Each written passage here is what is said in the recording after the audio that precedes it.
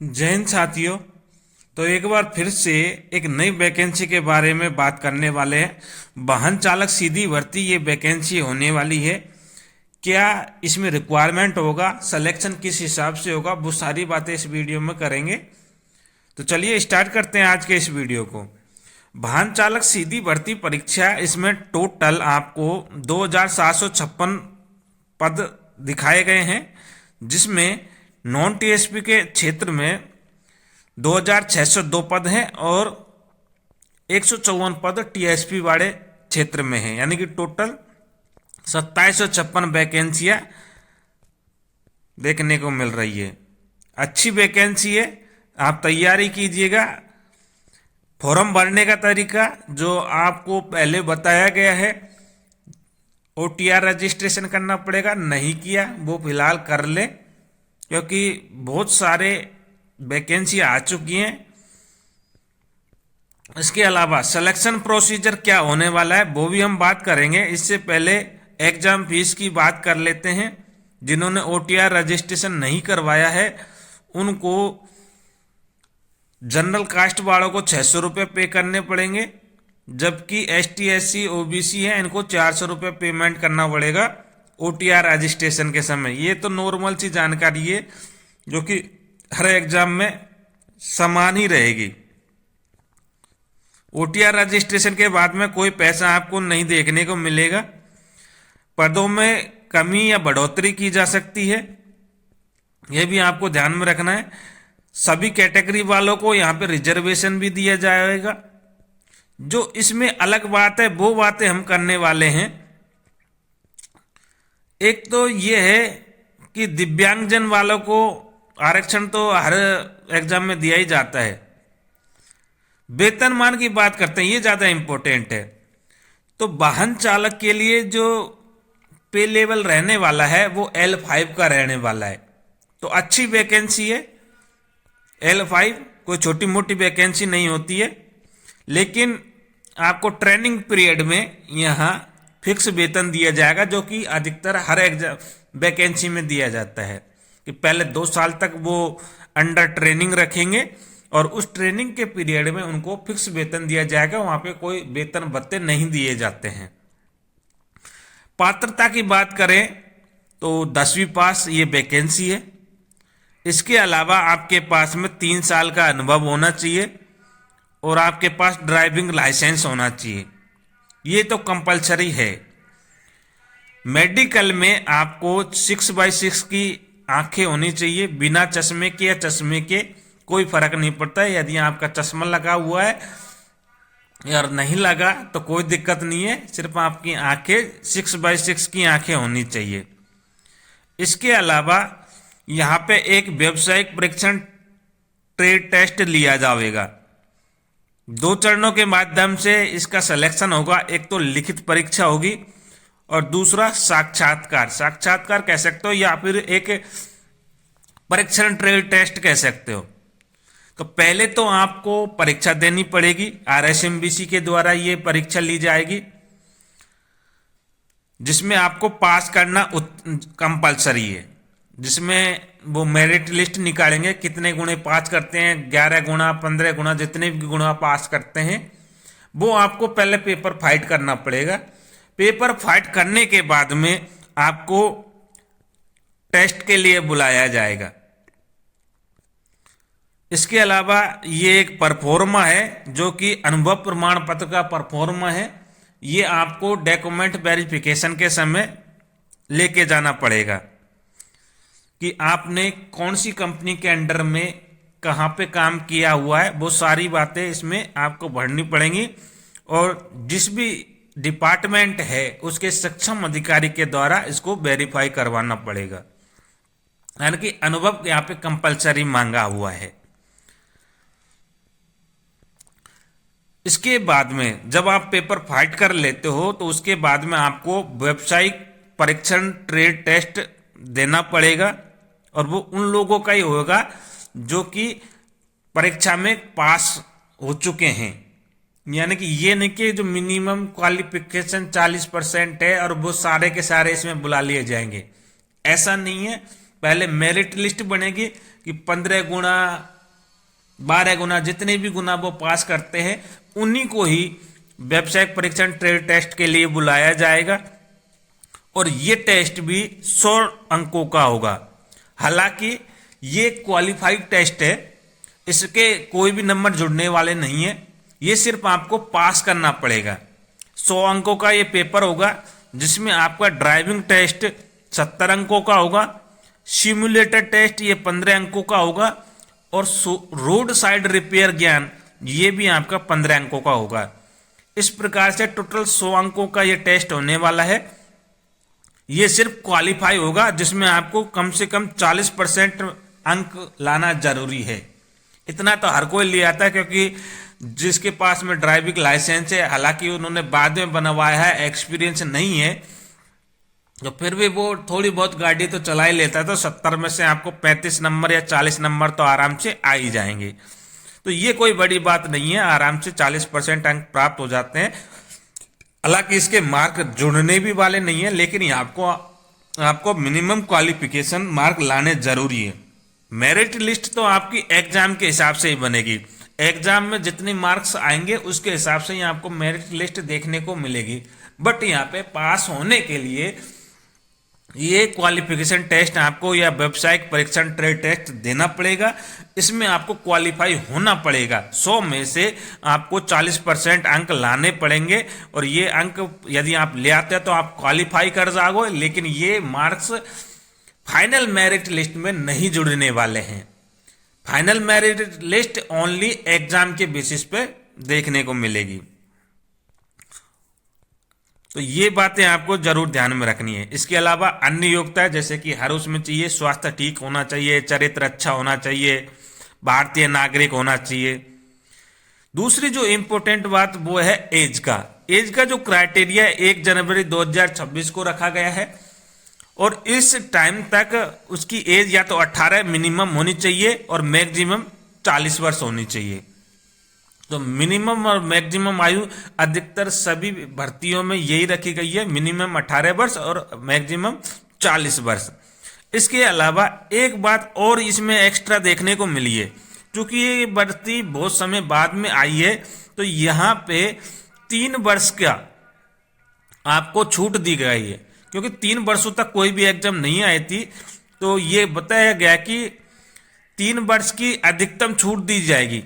और ये छूट अलग से है, ये पिछली वाली छूटों में नहीं है कि जो कि अपन कैटेगरी वाइज छूट देते हैं उनमें नहीं है, उनसे एक्स्ट्रा छूट है ये।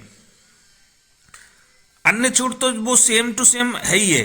जैसे कि आपको सामान्य वर्ग की महिलाओं को 5 वर्ष की छूट दी जाती है, ST SC OBC के जो पुरुष अभ्यर्थी हैं उनको 5 वर्ष की छूट दी जाती है। ST SC OBC महिला MBC है, महिला वर्ग है, तो उनके लिए 10 साल की छूट दी जाएगी। तो ये छूट तो है ही है। इसके अलावा 3 वर्ष की और छूट दी जाएगी। क्यों दी जा रही है? क्योंकि पिछले 3 साल तक कोई भर्ती नहीं आई थी, तो इसके कारण से ये 3 वर्ष की एक्स्ट्रा छूट यहाँ पे दी गई है। तो ये भी और ज्यादा बेनिफिट यहाँ पे देखने को मिलेगा। और जो इंपॉर्टेंट बात है वो जनरली नॉर्मल ही है, जो कि हर एग्जाम में बताई जाती है। परीक्षा का आयोजन आपको ऑनलाइन या ऑफलाइन दोनों में से किसी भी प्रकार से हो सकता है। बेसिकली RSMBC अभी तक ऑफलाइन ही एग्जाम आयोजित करवाता है, तो ऑफलाइन होने की ज्यादा संभावना है, लेकिन बाद में हो सकता है वो ऑनलाइन एग्जाम भी करा दे। तो ये कोई बात ज्यादा इंपॉर्टेंट नहीं है। फोटोग्राफ और हस्ताक्षर से रिलेटेड जो कि मैं हर वीडियो में बताता हूं कि आपको 1 महीने से पुराना फोटो नहीं अपलोड करना है, नवीनतम रंगीन फोटो ही अपलोड करना है, जिसका बैकग्राउंड या तो सफेद हो या हल्के रंग का हो और उसकी जो साइज है 500 से 100 KB के बीच में होनी चाहिए। ऐसे ही हस्ताक्षर जो है उसकी जो साइज 20 से 50 KB के मध्य में होनी चाहिए, तो ही वो अपलोड होगा, अदरवाइज वो अपलोड नहीं होगा। और ये फोटो आपको मोबाइल से खींच के अपलोड नहीं करनी है, उसको स्कैन करके अपलोड करनी है। उससे होता क्या है कि फोटो की साइज भी कम होती है और क्लियरिटी भी अच्छी आती है। तो इसलिए इसको स्कैन करा के और तब जाके आप अपलोड करें तो ज़्यादा बेटर रहता है, क्योंकि मोबाइल से जो फोटो खींचे जाएंगे ना वो थोड़े हाई क्वालिटी के तो होते हैं, लेकिन वहाँ जो मेमोरी साइज है करीब एमबी में साइज आती है, 10 एमबी से ज़्यादा ही साइज देखने को मिलती है, लेकिन यहाँ पे केबी में साइज मांगी है, तो इस वजह से वो वहाँ पे अपलोड ही नहीं होंगे। तो अधिकतर आप एडिट करके भले ही उसमें डाल सकते हो, ऐसा कोई बात नहीं है। अब बात करते हैं इसकी परीक्षा स्कीम की, कि परीक्षा में कौन कौन से टॉपिक शामिल हो सकते हैं।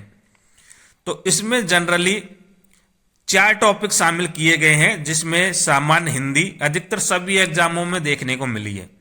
हिंदी तो कंपलसरी है, टोटल 120 प्रश्न होने वाले हैं, जिसमें 30 प्रश्न तो आपके हिंदी के आएंगे। अंग्रेजी के आपके 15 प्रश्न देखने को मिलेंगे।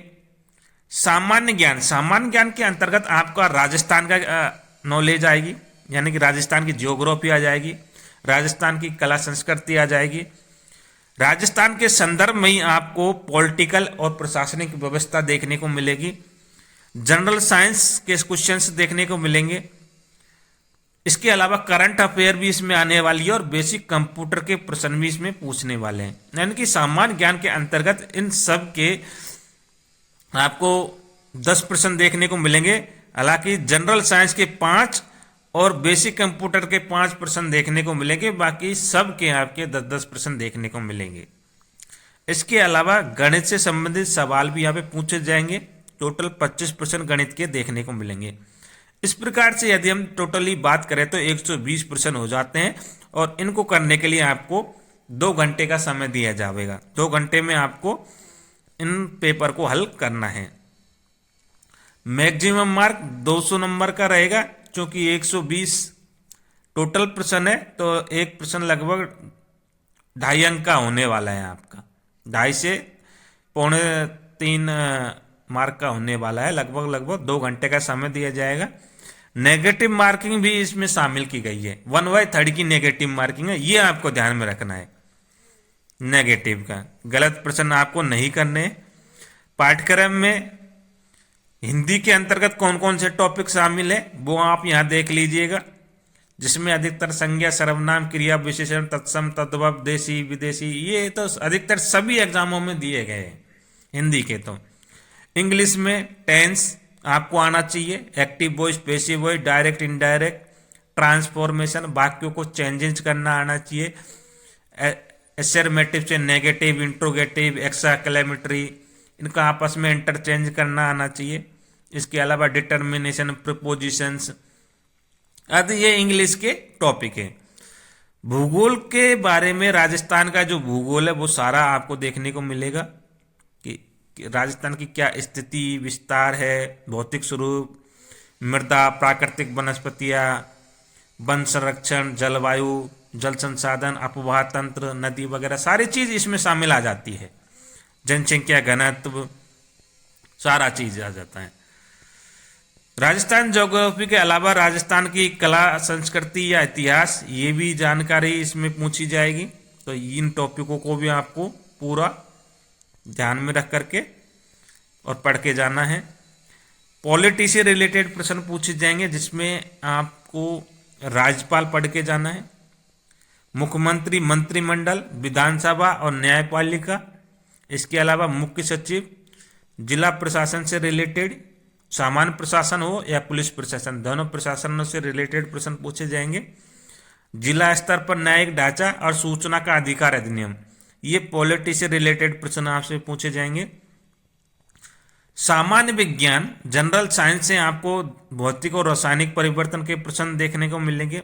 धातु और अधातु और यौगिक, प्रकाश का परावर्तन और इसके नियम, आनुवांशिकी के प्रश्न, मानव शरीर से संबंधित प्रश्न पूछे जाएंगे, जिसके अंतर्गत संरचना, अंग तंत्र, मानव में होने वाले प्रमुख रोग, कारक, निदान और अपशिष्ट प्रबंधन, ये जनरली साइंस के प्रश्न रहेंगे।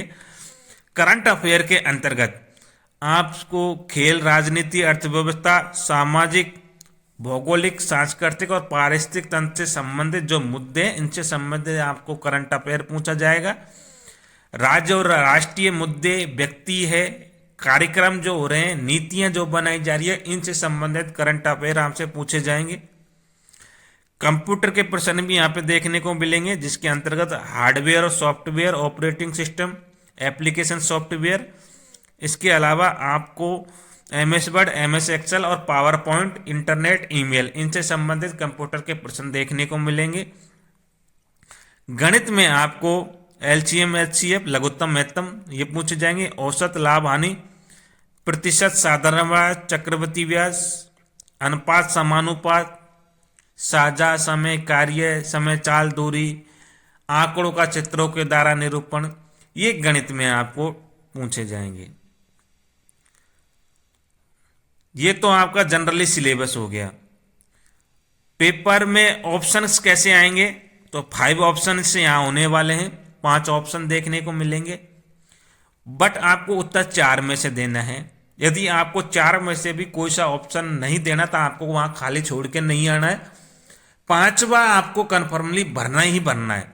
5वें के आपके कोई भी नेगेटिव मार्किंग नहीं होगी यदि आप 5वां ऑप्शन भर देते हो तो।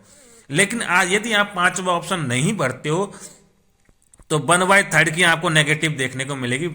वैसे भी 1/3 की नेगेटिव है ही है, इसमें भी पेपर में भी 1/3 की नेगेटिव है, और यदि आप खाली छोड़ते हो तो भी आपको 1/3 की नेगेटिव देखने को मिलेंगी।